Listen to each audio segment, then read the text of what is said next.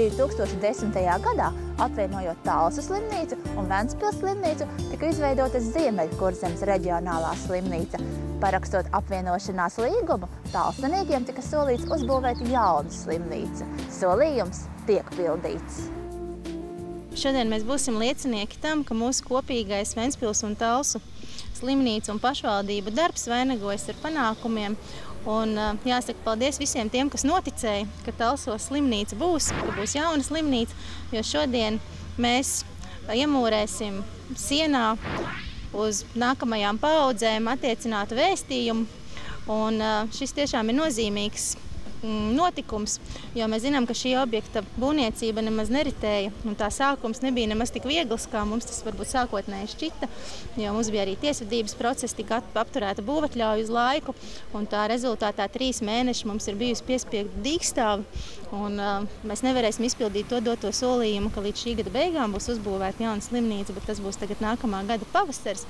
Bet to, ko mēs redzam šodien, ko izdarījuši ir ģenerāla uzņēmējs Ostceltnieks kopā ar apakšu uzņēmēju RBS Skalas, kas veids galvenos visus būvdarbus. Mēs redzam, ka jau mēs esam izlīduši no zemes, un jau sienas un karkas ēkai tiek būvēts, un nav nekādu šaubu, ka nākamā gada pavasarī jaunā slimnīca tiks uzbūvēta.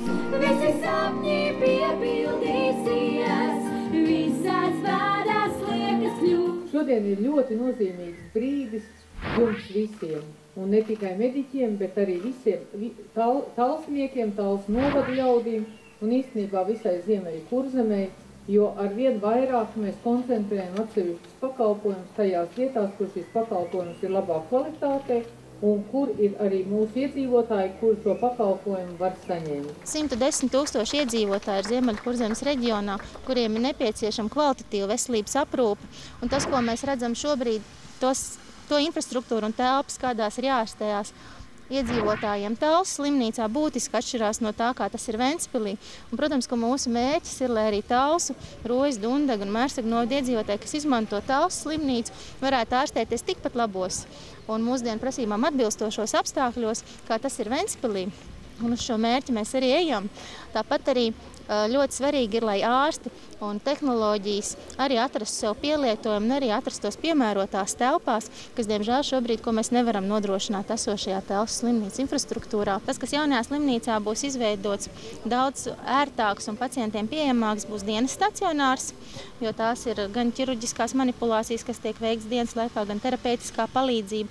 Tam būs izveidots atsevišķs pilnīgi bloks, un tāpat arī tiks paplašināta ambulatorā nodaļa, lai ārstiem speciālistiem, dažādi arī šauro specialitāšu ārstiem būtu labi iekārtoti kabineti un pacientiem ērti saņemt ārstēšanos un terapiju jaunajās telpās. Nākamais pasākums, uz ko mēs tiksimies, noteikti būs Pārsvētki rudenī, un tad jau nākamajā gadā arī atklāšana.